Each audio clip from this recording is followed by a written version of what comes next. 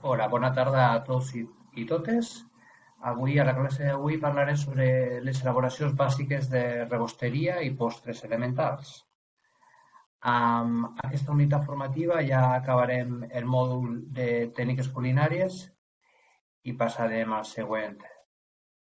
Així doncs, espero que sigui molt interessant per vosaltres. Respecte a la maquinària específica de rebosteria, trobem una gran varietat de màquines i eines per treballar a la rebosteria. Cal destacar el banc Maria, que seria un generador de calor indirecte, ja tots el coneixeu. És un receptacle estanc amb aigua calenta on es col·loquen els recipients per a mantenir calents els aliments a una temperatura estable. Després tenim la batedora o la pastadora, en la qual tenim tres útils fonamentals: el ganxo, la vareta i la pala. El ganxo serveix per empastar, la vareta serveix per batre i la pala serveix per mesclar.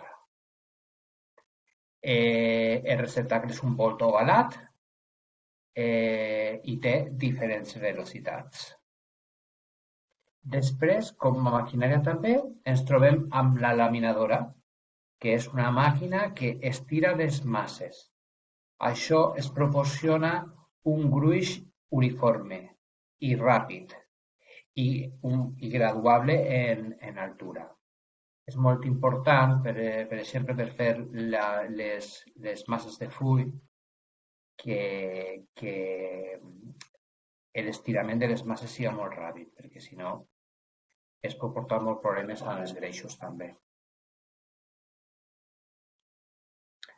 Bé, després tenim la grassadora o mantecadora en castellà, que és la màquina que utilitzem per realitzar gelats i sorbets.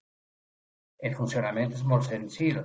Refreda les elaboracions, mentre unes pales fan moviments rotatoris, mantecando la mescla sense deixar que cristal·litze. Després tenim l'armari de fermentació, el qual serveix per a realitzar l'estufat de les masses. És hermètic i ara venen tots a mesura gastronòmica. Són regulables en temperatura i humiditat. Bé, després tenim el divisor de masses, que serveix per dividir les porcions de massa a la mateixa grandària i en alguns casos també fan les boles. I després tenim l'injector o dosificador, que és igual que el dosificador de salsa, però amb una agulla, i injecta el líquid en proporcions idèntiques en totes les peces. Respecte als motlles, tenim motlles de bavarois, de pastissos, de magdalenes, de plum cake, de sabarín. N'hi ha una gran varietat.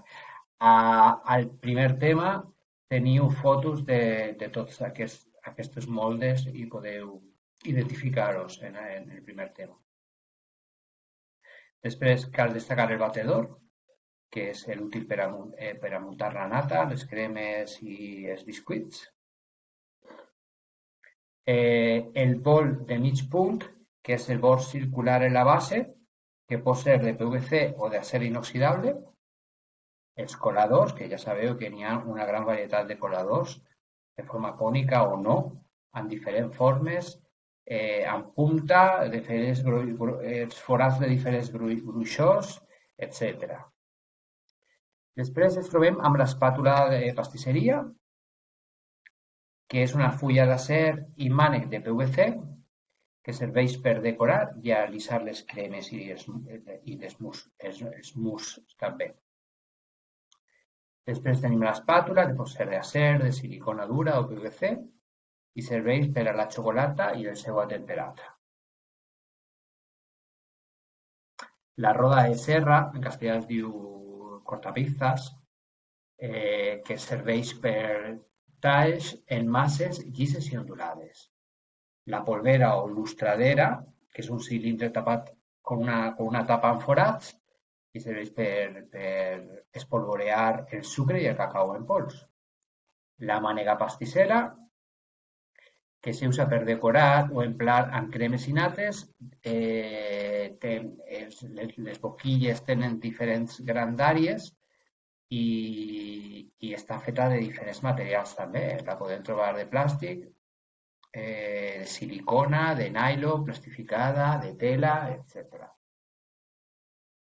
Després tenim els corrons, que tradicionalment són de fusta, però ara mateix la fusta està molt prohibida per sanitat i ara els tenim tots de polietilè.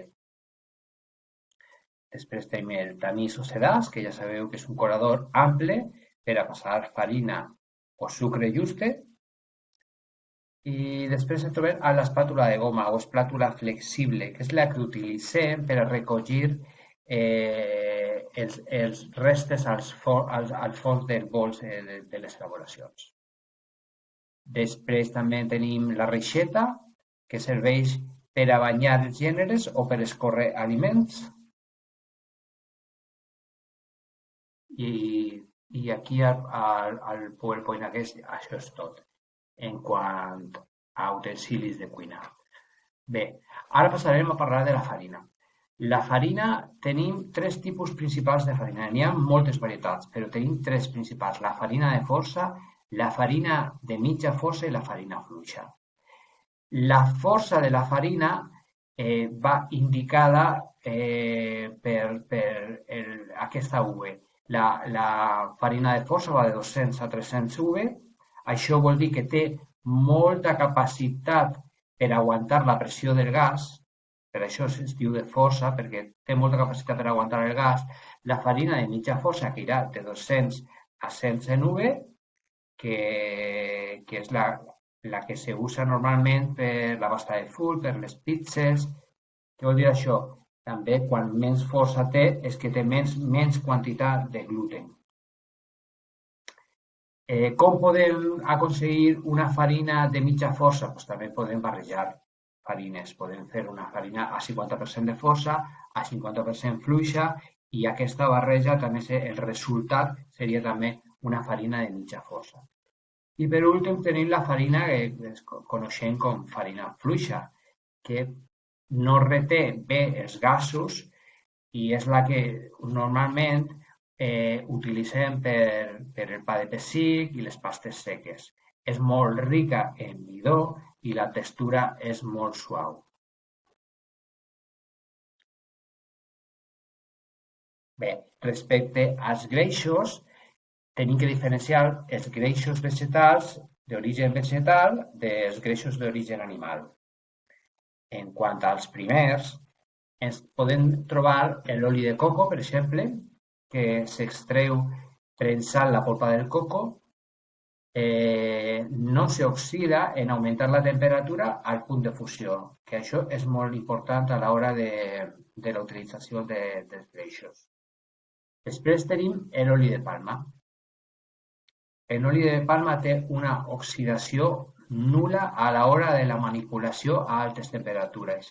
És per això que és tan utilitzada, tan emprada en la indústria alimentària i té una difícil substitució perquè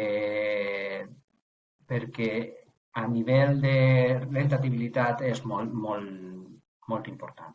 Després podem trobar també l'oli d'oliva, que pràcticament és el suc d'oliva extret mitjançant prensatge i refinat. La mantega de cacau, que s'extreu de les faves del cacau i té el punt de fusió molt alt també, però és molt gustós, té molt sabor a cacau, llavors s'usa per fer la xocolata només. És molt difícil trobar-li altres aplicacions.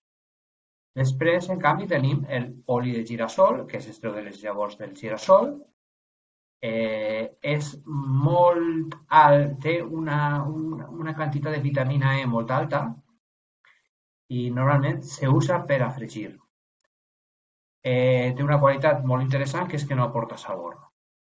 Però després té una altra qualitat gens interessant, que és que s'oxida amb molta facilitat. Bé, a continuació ens trobem com l'oli de soia, que és utilitzat per a fregir, és més car i de més qualitat, dura més que el de girassol i tampoc deixa molt de sabor. I per últim ens trobem amb l'oli de cacauet, que lo podem trobar en forma líquida o en mantega. Aquest tipus d'oli és el més consumit a Nord-Amèrica. En quant als greixos animals, perdó, ens trobem el principal, el més utilitzat és la mantega, que està feta, com ja sabeu, de llet de vaca i s'extreu de la nata de la cocció mitjançant un procés de batut. Després tenim un altre que és molt utilitzat, que és el lard de porc. S'extreu del greix del porc, però és més utilitzada a cuina que en pastisseria, és veritat, però fins i tot cal dir que a Espanya n'hi ha un munt d'elaboracions dolces amb lard de porc. Perdó. I després es pot trobar també l'oli marí, que s'extreu del greix del peix i en ocasions algues també. Normalment s'extreu del fetge de la tonyina. I per últim tenim els greixos hidrogenats, que són greixos saturades en hidrogen. Tots els greixos saturades són molt perjudicials per a la salut. L'exemple principal seria la margarina, que en ocasions la publicitat ens fa pensar que és molt més saludable que la mantega, però no és cert. La mantega és molt més saludable que la margarina perquè la margarina, recordeu, és una grassa saturada. Respecte als sucres, teniu que recordar que el sucre al final és un hidrat de carbó. S'obté mediante la extracció i cristal·lació dels sucs d'alguns vegetals, com podien ser la canya de sucre o la remolatxa. Entre els principals sucres podem trobar la glucosa, que seria un xarop espès i transparent que s'extreu del midó, la fructosa, que és la sucre natural que porten les fruites, la galactosa, que s'obté del sèrum de la llet animal, la maltosa, que s'obté de l'ordi i el malt, la lactosa, que s'obté, és una mescla, un sucre, es diu un sucre doble, s'obté de la mescla de glucosa i galactosa. I la mel, que com ja sabeu tots, conté aigua, fructosa, glucosa, sacarosa, maltosa, proteïnes, vitamines i minerals. És molt aconsellable el consum de mel a la dieta. L'únic problema de la mel és que té molta personalitat, té molt de sabor. Llavors, si li fiquem mel a una elaboració, tenim que tenir en compte això, que no ens aporta només dulçor, ens aporta també el sabor característic de la mel.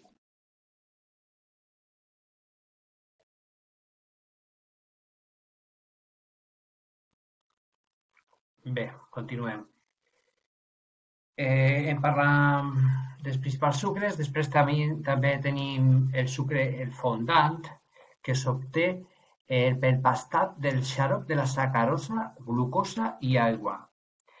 Després se fa un bullit entre 100 i 120 graus centígrades.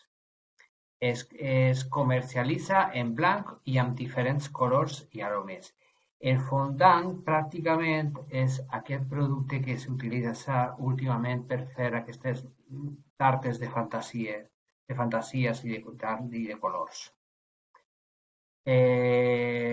Tradicionalment el fondant el que ve a substituir és la massa de mazapán, que és la que antigament s'utilitzava més per cobrir les tartes.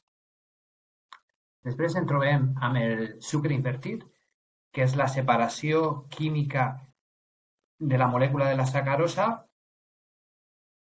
en els dos monosacàrids que la componen, que seria la glucosa i la fructosa. El sucre invertit ens deixa, és molt maleable a moltes temperatures. Podem fer-lo sòlid sense que arribi a tindre color caramel, amb la qual podem fer formes sòlides de caramel però completament transparents. Això és l'únic sucre que ens deixa es permetre fer aquest tipus d'elaboracions és el sucre invertit. I la característica més important del sucre invertit, a part del que he dit abans, és que no és dolç. És un sucre que té la qualitat del sucre, però a nivell gustatiu és absolutament neutre. Després ens trobem amb el sucre candy, que són les pedretes desiguals, aquestes que s'utilitzen per les decoracions i de més. I el que sofreix és primer una hidratació, fem una espècie de glassa i després una deshidratació i recristal·lització. Una mica complex, però bueno, finalment l'important és entendre què tipus de sucre estem parlant, que són aquestes pedretes irregulars que utilitzen per decorar les pastes. Després ens trobem el sucre mascabado, que sorgeix de l'assecat de la canya integral al foc de llenya. El seu xarop és fos i tens, i quan es refreda se cristal·litza també. Aquest sucre és molt bo a nivell gustatiu. Després tenim que parlar d'un altre element fundamental a la cuina, que és el cacau. Com ja sabeu tots, va ser descobert a Amèrica i exportat pels espanyols a Europa. La beina és bombada i conté de 20 a 40 faves. De les faves és precisament d'on s'extreu la xocolata. Per l'elaboració passa per una sèrie de processos creant-se una pasta cremosa i amarga. Això és la pasta de cacau. Doncs, podem parlar de xocolata, que la xocolata seria la barreja de la pasta de cacau amb sucre. Si una xocolata no porta pasta de cacau, no es pot considerar que sigui una xocolata, però és possible que sí que tinga el nom de xocolata, però a nivell real no seria una xocolata. Se li pot afegir llet, mel o fruita seca, entre altres coses. Tipus de xocolata. El principal és la xocolata negra, que és la pasta de cacau més mantega de cacau més sucre, sense més ingredients, això és tot. La xocolata a la tassa, que seria una xocolata negra, més una fècula de midó perquè siga espessa quan li fiquem la llet i la calentem. La xocolata amb llet, que seria una pasta de cacau per sota del 40%. I el xocolata blanc, que no conté pasta de cacau, con lo qual no és una xocolata. Xocolata blanc és per llamar-la d'algun modo, però en realitat no és una xocolata. Bé, ara passem a les fruites. Un munt importantíssim dins de la rebosteria i la pastisseria. La classificació de les fruites pot ser de moltes maneres diferents. Segons la llavor, per exemple, les tenim d'os, com pot ser el préssec. Les tenim de llavor, que tenen moltes llavors petites o diverses llavors petites, com pot ser la poma. I la tenim de gra, que té infinitat de llavors minúscules, que podria ser perfectament la figa. Després també la podem classificar per el temps de collita. La fruita fresca, quan el consum es realitza immediatament o poc temps després de la collita, i la fruita seca, que és dessecada o pansa, i es pot consumir mesos després de la collita. Després tenim una classificació molt interessant, que és les fruites climatèriques i les no climatèriques. Les climatèriques són les que continuen madurant separades de la planta. Això podria ser el plàtan, l'aguacate, etc. I les no climatèrites són les que tenen que arribar al seu punt just de maduració penjades amb la planta, com podria ser la taronja, la llimona, les maduixes, el raïm o la mandarina. Altres classificacions podria ser segons famílies. Les fruites cítriques, que són les que tenen un alt contingut en vitamina C i àcid cítric. És això que les proporciona el seu gust particular, com són la taronja, la llimona, la llima, etc. Les fruites tropicals, que és una classificació per el joc, diguéssim, més per el joc d'on venen, no? I també perquè necessiten molt d'humiditat i molt d'aigua. Com podria ser la banana, el kiwi, el plàtan, el coco i molt més, una gran varietat més. Les fruites del bosc són fruites petites que abans no es cultivaven, ara sí que se cultiven perquè tenen molta demanda i que creixen en arbustos silvestres als boscos, la mora, el ger, la grosella i la meduixa. Després tenim les fruites seques, que són aquells que tenen més d'un 50% d'aigua. Són rics en greixos, proteïnes i oligoelements. En aquest grup ens trobem l'ametlla, la nou, l'avellana, les castanyes, etc. Bé, les fruites són molt importants dins la pastisseria. Es poden consumir en el seu estat natural o en diferents elaboracions, com per exemple en mousses, en coulis, en mermelades, confitats, rostides, aires, espumes, cruixents i una gran varietat. Pràcticament se pot fer qualsevol elaboració amb fruites i verdures. Bé, respecte a les fruites tropicals, a nivell comercial, les més habituals a Europa serien aquestes. La carambola, que ve de Malàisia i Cambodja, la guayaba, que arriba de Centroamèrica, el kiwano, que arriba de Nova Zelanda. S'assemilla una mica a un kiwi, però en realitat és de la família dels cogombres. L'alcajenje també es pot dir el physalis, que arriba d'Amèrica del Sud, el mangostan,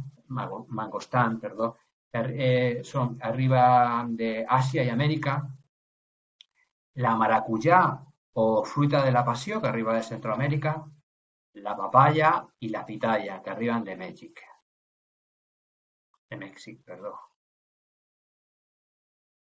Elaboracions a base de sucre. Això és molt important.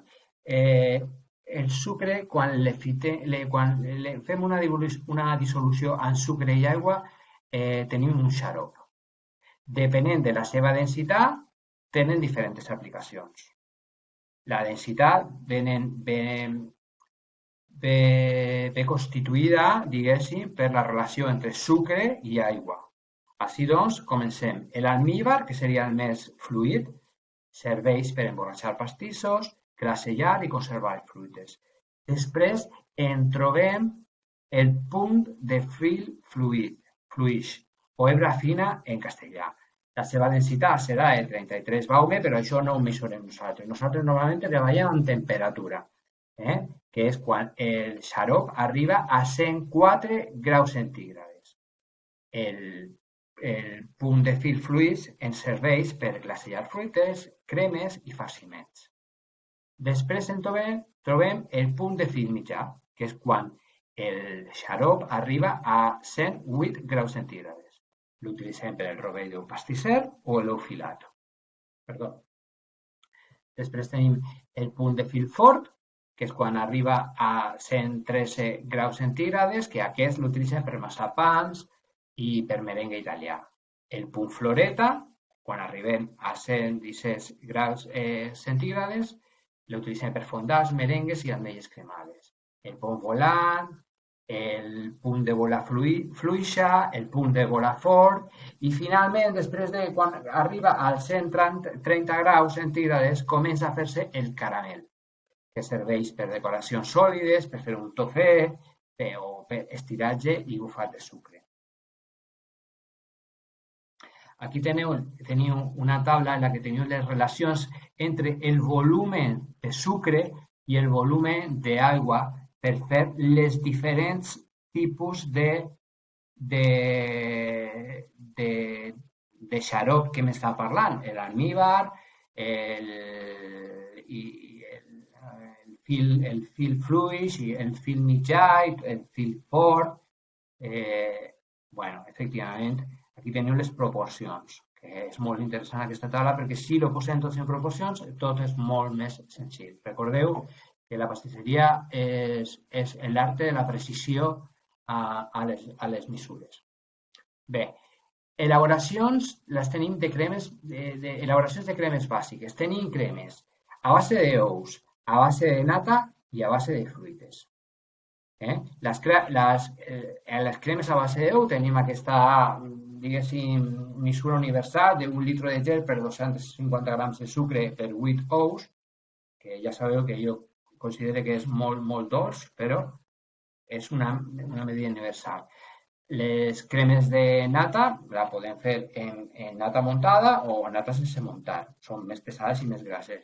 I en crema de fruites, que poden ser només fruites, com per exemple un culís, no? Que seria fruita més un almíbar lleuger, o una barrejada a una altra crema, una crema de base d'ous o una crema a base de nata. Bé, aquí teniu una descripció de les diferents elaboracions a base de fruites, des del suc fresc, que seria un suc que dura 24 hores, al suc natural, al suc conservat, al concentrat, que és l'extracció del 50% de la humiditat i rehidratació posterior, al nèctar, per exemple, que pot ser un suc natural o fresc més 40% de xarop. La compota, la confitura, la mermelada, la gelea, el puré de fruites, que és un 35% de matèria edulcorant, i el reste de la fruita és una fruita tamissada. Les fruites confitades, que és prèvia deshidratació en almíbar, i les fruites glasellades, que serien semblat a les confitades seques i amb sucre cristal·litzat exterior.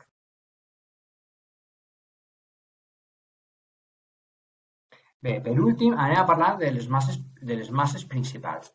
Les masses, recordeu, tenim la pasta fullada, que és el hojaldre, per exemple, o la pasta de full, la massa batuda o el bescuit, la massa escaldada i la massa ensucrada. Aquests són els 4 tipus principals de masses.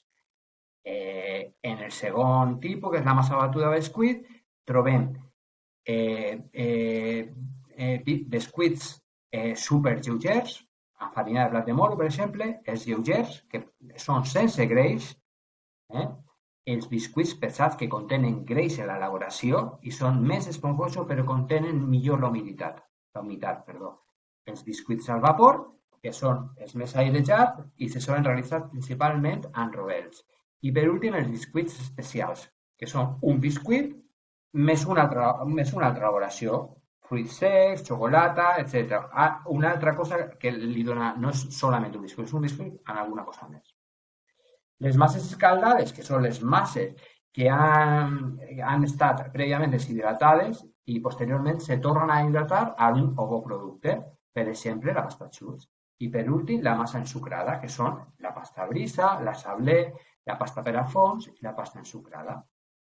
Totes aquestes es denominen també pastes trencades.